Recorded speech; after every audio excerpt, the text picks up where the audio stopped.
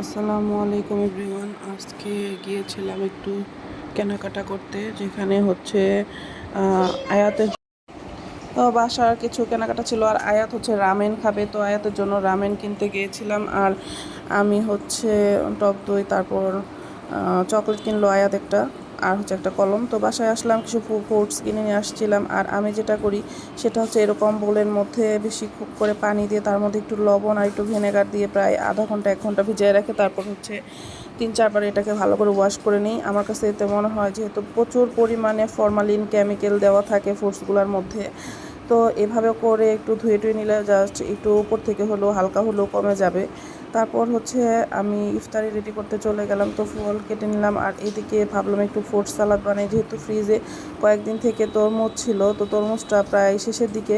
তো ভাবলাম একটু ফ্রুট সালাদ করে খাই ইফতারিতে, এটা খেতে খুবই ভালো লাগবে। আর এভাবে করে আমি করি, আর সামান্য একটু লবণ, কাঁচা মরিচ, তারপরে হচ্ছে লেবু রস দিয়ে মিক্সড করে নিই। আর এখন রান্না করব আজকে সবজি খিচুড়ি। কয়েকদিন থেকে রান্না করছি, কোনো কিছুই খেয়ে ভালো লাগছে না, তো ভাবলাম একটু সবজি খিচুড়ি রান্না করি।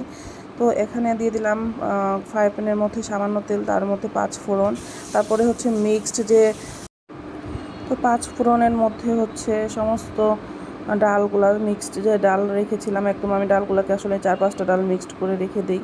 তারপর ওখানে গরম মশলা, 5 ফোড়ন, তারপর এলাচ, লবঙ্গ, শুকনো মরিচ এগুলো টেলে নিয়ে ডালগুলা ভালো করে ভেজে কেটে রাখা সবজি, এখানে সবজি ছিল বেগুন, আলু, টমেটো, শসা, পেঁয়াজ, কাঁচামরিচ, এগুলো ভালো করে এখন সুন্দর করে একদম ভাজা ভাজা করে কষিয়ে নিব। আর এভাবে করে অনেকেই হচ্ছে মাখিয়েও রান্না করে, আমিও রান্না করি, মাঝে মধ্যে মাখিয়েও রান্না করি, আবার এভাবে করে সুন্দর করে সবজিগুলো কষিয়ে একটু নরম করে সফট করে নিয়ে রান্না করি। এটাও খেতে মজা, এক ধরনের স্বাদ, ওইটা আরেক ধরনের স্বাদ। তবে এভাবে করেও আপনারা একবার হলেও ট্রাই করতে পারেন, খুবই মজা হয়।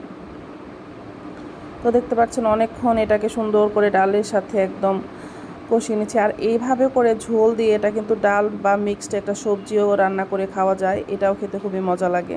তো এখন আমি ঢাকনা দিয়ে ঢেকে এটাকে হালকা 80% আসলে এটাকে আমি সেদ্ধ করে নিব। তারপর হচ্ছে পোলাওয়ের চাল, ধুয়ে রাখা পোলাওয়ের চালটা দিয়ে দিলাম। দিয়ে এখন এটার মধ্যে একটু নেড়ে চেড়ে মিক্সড করে দিয়ে ঝোল দিব। রান্না হওয়ার জন্য যতটুকু পানি লাগবে ততটুকু পানি অ্যাড করে দিয়ে তারপর হচ্ছে চুলার তাপমাত্রাটা একদম মাঝারি করে রেখে এটাকে এখন রান্না করে নিব।